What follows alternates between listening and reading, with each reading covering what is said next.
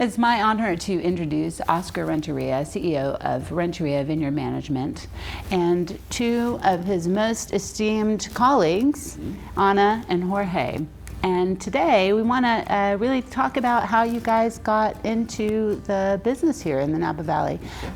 What brought you to Napa? Why did you start growing grapes and farming vineyards? And how did you guys meet? So, how'd you get here, Oscar? How did I get here? Well, I was born here, right up the street at the Selena Sanitarium Hospital, from two migrant farm workers 55 years ago. So that's how I got here. Born here, I've been bred here so far, and I hope to die here, not anytime soon.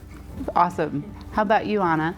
Well, I got here about 20 years ago in the Napa Valley, and I guess anyone who comes to Napa, they know that somehow you get involved in the wine industry, on the agriculture industry.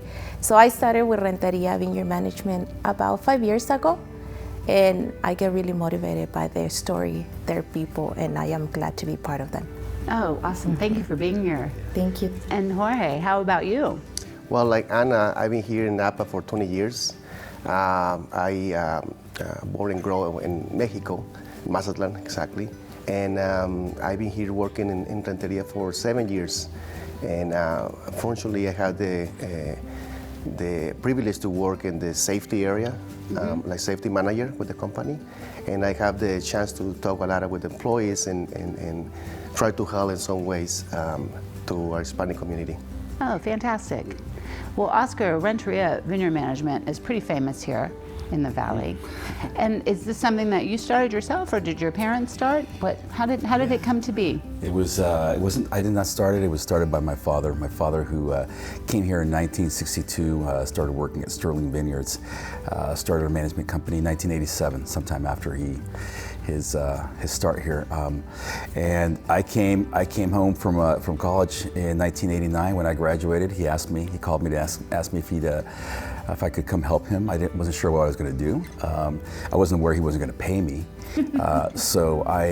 But I jumped at the opportunity since I've experienced what my mom and dad had to do to put me through college, to put me through school. So I had no hesitation in coming back home and helping my father start his management company. So you said they were migrant workers when they arrived. Both. So how did you get from migrant workers to owning one of the largest vineyard management companies in the Napa Valley? Hard work, reputation. My dad would always say to me, "Don't mess up our last name because you don't get another one." And worked pretty hard at that. But my father had a great. When my father retired actually from working for the largest management company in Napa Valley in 1986, and they had his going away party, and the who's who were in that room, the forefathers of our Napa Valley. They said, "Your dad's a great man. He knows everything that has to do with holding shears and pruning and techniques and all the stuff when it comes in here." But really set my dad apart was his bridging the cultural gap, motivating people, inspiring, his inspiration that he instilled. And so my father really brought purpose to the work that we were doing in the field. And so I think that has really been instilled in me, in my DNA, and that means caring and sharing for people. Mm-hmm. How do you, Ana, see that in your role as human resources? Do you see that trickle through the company today? Yeah, so definitely, Sandra. So the company strives for culture, and that's our biggest passion. Our people is our biggest passion in the company. So we are constantly trying to motivate our employees to keep pushing themselves to do more, grow more, learn more. And I think by seeing Oscar getting close to our employees, Salvador Renteria getting close to our employees, we can see him going into our office pretty often, joining in a meeting, joining in an event. So that's our biggest motivation. Our people is our biggest motivation, and I think having the ability to have a voice for the people that's out there, to have a voice for our employees, to have a voice as an immigrant myself. I came to Napa Valley when I was 16 years old, not even knowing how to speak the language, not even able to communicate. Sitting here today with Oscar and with you guys, it's a great honor, and it's empowering. It's empowering. That's what we wanted to create in the people out there. feel comfortable in your own skin, like share what you have, and then if we have a voice, then let's make that voice count out there for other people. Wow. I mean, isn't that the secret in the end, is feel comfortable in your skin and empower others? Yeah. Well, that's how we all grow together. That really hit the nail on the head for me just then. And we say all the time here at PlumpJack, Kate and Odette, people. The most important thing in making great wine is people, and then place. So we talk a lot about our winemaking team, but you know what? You can't make great soup without good tomatoes. That's right. Right? So it all goes back to where the grapes are grown, and then how they're grown. So we're excited. Oscar farms many of our acres. Cade 13th, our newest property that we purchased in 2016, has been farmed by you from the beginning. And I actually developed the vineyard that the Cade Winery is at. Did you really? For the family, before you guys purchased it. Oh, fantastic. For 5 years. Okay, cool, cool. Tell me what you think, what's happening now in wine growing? How has it changed over the last 20 years? Oh man, it's changed in so many ways, not just from growing grapes, but really from people, and as you said, it's the resources, and our biggest resource and our main leverage really is people.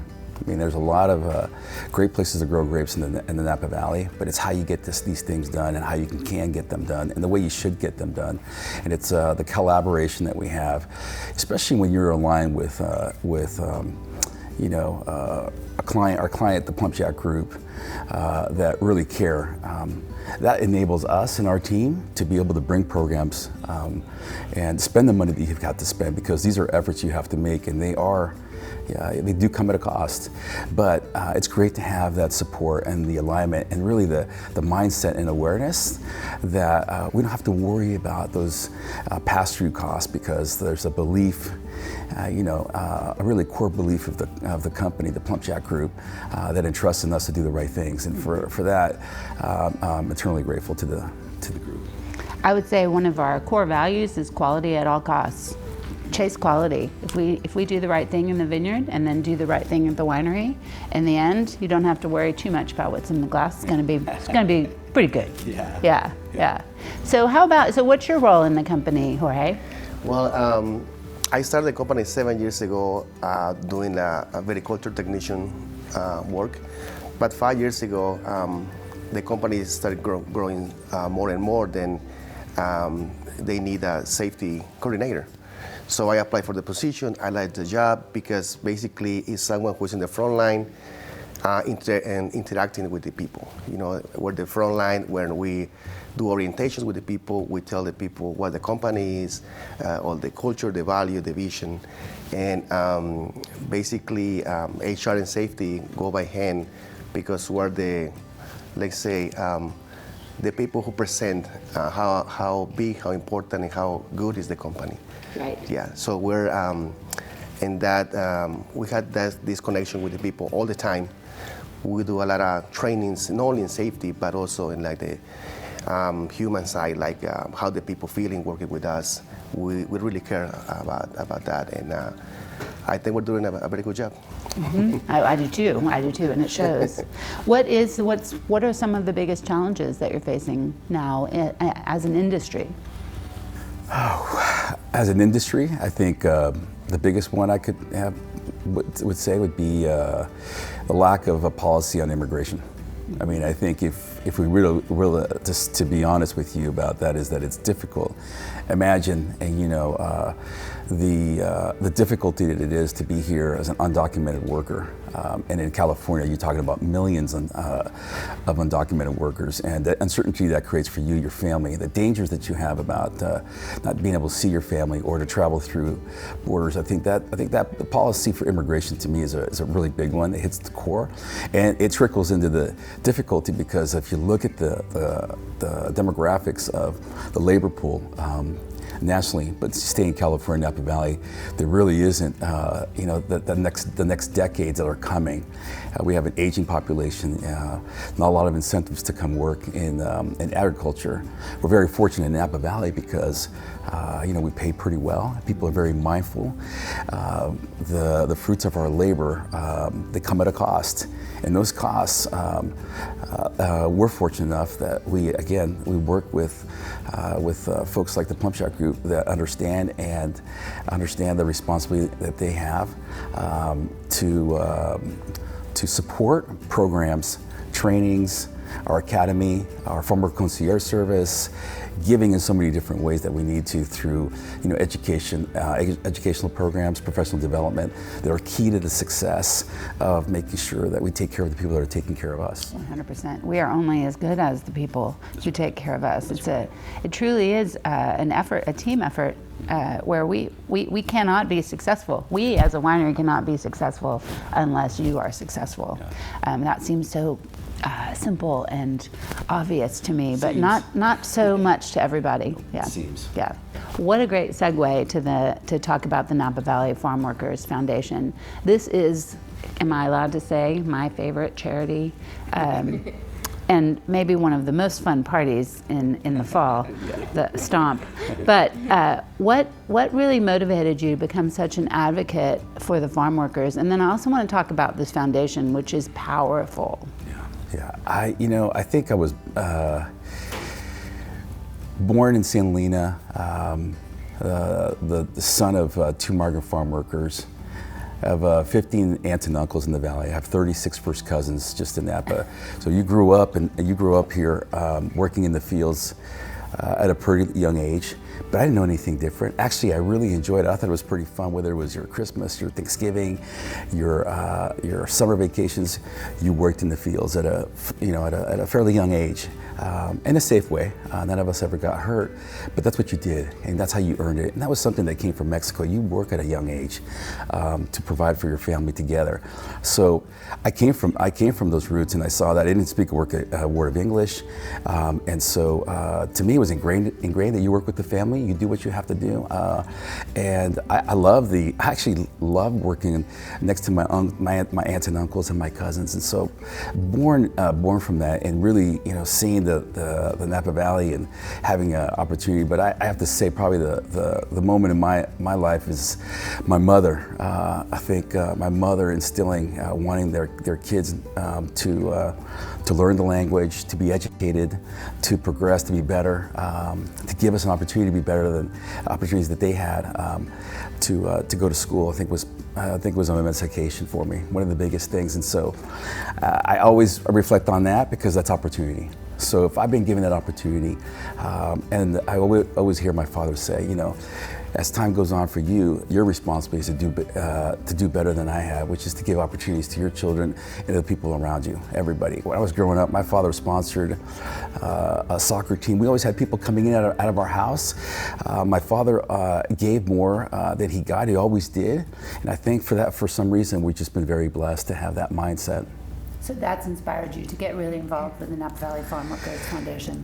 Yeah, the calling. I'm a director for the Napa Valley Farm Worker Foundation, Napa Valley Grape Growers, Napa Valley Community Foundation. Anything that has to do with farm workers or the children of farm workers. Clinic Olay. I was on the board of trustees at Justin Sena High School, responsible for scholarships to bring in children of farm workers. So in many different ways, that's my calling because I was that kid. Wow, that's your calling. That's really powerful. Your calling's not necessarily just to grow great grapes, which you do, but also to lift up everyone around. I think that's for me, I think to feel that you've reached a place. You can't reach it by yourself. I think it's who you reach it with, and it's with your community, and especially those that have helped you and helped your clients. To me, it's innate. There's no bigger calling and need. We talk a lot at PlumpJack about what's your why, what's our why, and it sounds to me, great grapes is just an offshoot of what your real why is. Yeah, that's right. Really that's cool. right. And, I'll say I think what's important is one of the things that I really get get my juices going about working with the PlumpJack group is the deep amount of appreciation that we receive from the winemaking staff, from ownership, the support, but it's constant, being grateful for what we do and recognition for what we do, which is huge because you don't see it in the glass. You don't get to tell that story through the glass. You get to drink it, you get to consume it, but it's just that collaboration. There's no line between what we do and what we deliver, so it's a perfect relationship. It's ideal. I say to a lot of my customers out on the road, there's no secrets here, right? It's great grapes, great people, great place. Great way of life. Great way of life. Yeah. comes in a glass. You can taste it. You can taste inauthenticity. Yeah. What I thought was so neat when I first discovered the Napa Valley Farmworkers Foundation through Stomp was that you provide education, that you provide computer skills, that you provide English teaching English skills, that you provide pruning, that you're really just touching so many different aspects of that, what you just said, how to make better as a whole person. And also children, education for their children, because who doesn't have the dream of having their children have a better life? That's right. Who doesn't have that dream for their kids? That's right. That's so cool. It's I'm really impressed by unbelievable. you. You know, if you've ever witnessed it, and I have, I think the most touching, one of the most touching things that I've ever seen is to see a farm worker who has gone through in the English literacy course that's offered by the Napa Valley Farm Worker Foundation, and then be able to attend their child's parent-teacher conference, and to understand and even that child to be proud of their parents for being able to speak. It's I don't think there's anything more touching or moving that I've ever experienced. Wow. Yeah, and it's, and feeling part of the community, and language is number one. It is. And that is our focus when it comes to English literacy. It is. Wow, I'm super impressed. What besides immigration, everyone asks on the road about global warming, and what challenges are you facing from that in general? I mean, we've had fires, we've had smoke, we've had drought. I feel like we've faced, not yet. I feel like we've had every challenge imaginable. What do you do? How do you overcome those things? I mean, and maybe we start with you, Jorge, with the risk. And Well, to be honest, every year is a big challenge. This year, we had this big surprise with the heat wave and harvest time, which made everyone crazy. You had to prepare, and we have a lot of crews waiting for this time of the year. It's very expected because it's when crews they can make maybe a little more money because the harvest. But with this year with the heat wave, get a lot of. It's scary because clients want the fruit like quickly because the weather, and we are a contractor, so I know Oscar situation with all the clients asking for fruit, but for the safety side, it's very challenging because trainers, we had to be ready and tell all the foremen and supervisors, please, safety first, try to do the best. I know we need the fruit quickly, but check all the procedures and everything. So it's very challenging. This is to put this in perspective, it was about 114, 115 yes. the week that Jorge is referencing. Correct. Yeah. And this year, but last years with COVID, with that's not in the weather side, but every year has been challenging. Oh yeah, I mean with the fires in the years past, it's scary, but thanks God we work together. And we're right now in the time of the year where we're preparing for next year because harvest is almost end. But we just think in what happened in the last weeks, and thanks God everything went well. Yes. Safety was a priority, and we're okay for now.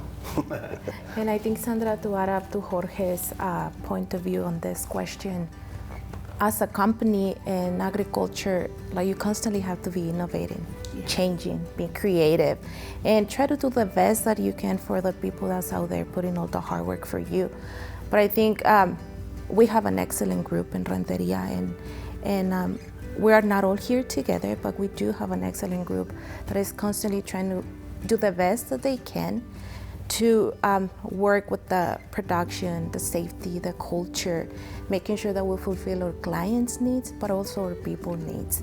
So it's important to have a balance, to innovate, and to do the best that we can. That's the most that we can every day. 100%. And taking care of the people who take care of you. Yeah. Ultimately. Well, you both mentioned innovate. What innovations do you see happening now and coming down the road? As it pertains to climate change, some of these innovations is certainly looking at different ways to not just set up how you can manipulate the canopy. As far as canopy management goes, we've done a lot there, innovating to find ways where we can do certain things that are different for us. But it's great because we have a lot of opportunity here for us to do a lot of trials, and you have to experiment. That's how you get the innovation. So we're, I think, on that forefront of doing a lot of finding out a lot of different things, I think, that have been very successful for our clients. But it takes a lot of trust and letting us be able to act in quick fashion when it comes to really the innovation of grape growing. On the side of the leverage that we have when it comes to people, we started this the beginning of the season this year with an academy, and our academy is to bring new employees who haven't had a lot of exposure to the specifics, because it's a highly skilled job when it comes to Napa Valley growing grapes. I've consulted in other counties, other places, and nobody has the skill sets or the expectations that we have in Napa Valley, which makes sense. But the academies, the work, the different programs that we've created in our company that are really what Ana and Jorge and their team has implemented is huge, and you can see it because the number of people, when you think about, one of the biggest issues with addressing climate change is the number of people you might need to be able to take on big pushes for harvest when your window condenses in a very short cycle. And to be able to have, for us, our mission is to be the employer of choice. And the only way that you can be the employer of choice is to have the employees of choice. And, I think to see that we've had no issues with hiring people, and it's not just hiring people, but hiring the right people with the right culture, the orientations, the time that we take. We take a lot of time, not just to train, but to orientate over and over on skill sets and opportunities. If you want to apply to be a tractor operator, you come to us, we can teach you. We highly encourage, we have female foremen, female tractor operators in the industry. I think we probably drive that as far as our numbers in the Napa Valley as a company. But we give a lot of opportunities to learn these skill sets over a lot of time, and it's really incredible to see the movement that comes from the good things that you do without really knowing how successful you might be. It's quite a risk, but I think to see that we have a line out the door of qualified people that are looking for work in every typical position when it comes to supervisors, it's pretty. I know that it's working, and I'm very thankful to the people in our company who drive this and who care. And whether we're feeding, whether we're helping them with nonprofits, whether we're providing access to childcare services, we have even our employees who've become citizens through our programs. Anything we need to do to help. And we have, I almost feel like we're kind of sometimes even a clothing store because we give away clothing or boots, but really giving people skill sets to understand how to do what they do. There's a lot of things that this team does that goes above and beyond the call, and I think we're reaping those rewards. We're lucky to have the people that we have. It sounds like it. Wow, I didn't realize all the programs you guys did, but I think to put that in perspective too, when he said, harvest becomes compressed with so many people wanting their vineyards picked at a moment in time, to have the resources to accomplish that is amazing. It is. That's truly a testament to your culture. It is, because you're prepared ahead of time with everything that, just when it comes to harvest, there's so many different positions, and knowing what we've known over the years to train for those positions, be really specific and do mock runs to go out there, not when we have the actual fruit to pick, but to help people, learn how to drive a forklift and understand how to do it, as a mock trial. And we do this in many, many different ways. It's a huge effort. A lot of us that work in this industry, and for myself, for most of my life, when you get done with harvest is when you get a time to breathe and just relax a little bit and catch your breath. We don't. We go right into reflecting on the year, working on our personal growth programs with our teams, asking what can we do better and how we can do better. Seeing what we need to do to improve skill sets for different people and where they are. It starts before we end harvest, and we continue to do that over the winter. I've always thought about it because I love football, and I think before we start playing in the off season, and I do a lot of these examples with my teams. It's a chance for us to prepare and to reflect, get better as a team, and see what we got to do to make sure when it comes time that we're prepared for the game, and that we work our way into the playoffs and hopefully the championship. Oh, I like that analogy. Any of y'all who know me, go Tigers. Yeah, we may not leave that in.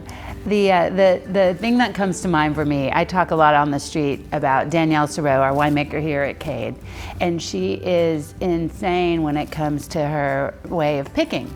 And the example I give often is she walks the rows with red and green tape, and she says, okay, this portion is ready, but this isn't. Don't pick this yet, but get that, but not this. Up to the tune of 50 different picks on our 80-acre vineyard over at Cade 13. Was that a challenge for y'all? Were you expecting that? I wasn't expecting it whatsoever, because we don't see a lot of it. And I'll say this, that we do experience that with some of our clients, where we have, work that we do that is what I would call precision harvest, precision picking, precision work. But she follows through all the way through winemaking, so we can see the results. We sample all those wines so that she can tell us how she can rate everything. And for us, I think it's, when you work if you work in a vineyard and you're working, this is your calling, this is what you work towards.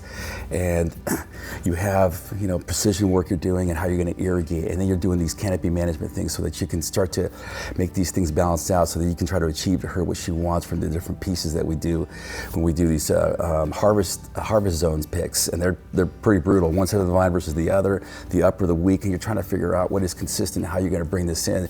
But have somebody like that who challenges us, if you're really passionate about growing grapes and this is what you really want to do, what better setup is there? And it's our favorite. It's very challenging, very difficult, but then when you see the outcomes, this is the business that we're in. I asked Danielle if she thought that was crazy, 50 picks in 80 acres, and she said to me, well, Sandra, I just want the cluster when it's perfect. It's nuts, though. To get to perfect, it's nuts. Well, I don't know. You want to see what it tastes like? Yeah, absolutely. See if it worked? Yeah. Cheers. Cheers. Cheers, Anna. Cheers, Jorge.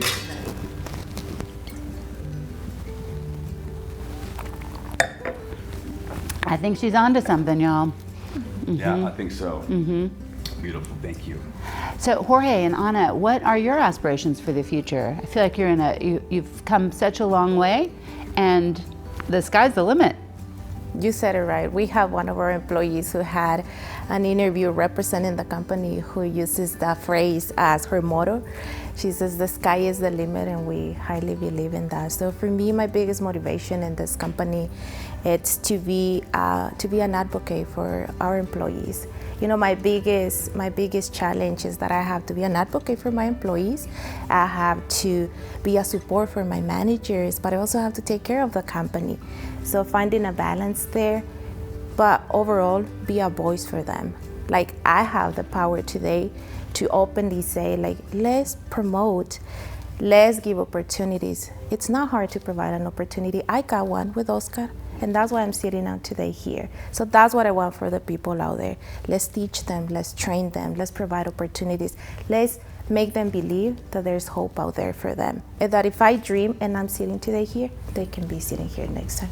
Oh, that is powerful. That is so great. What about you, Jorge? What are your aspirations for the future? Well, I've been here in the company for 7 years since Science Star. Actually, my first conversation with Oscar 7 years ago was we're agreeing that we want to treat the people how you want to be treated, right?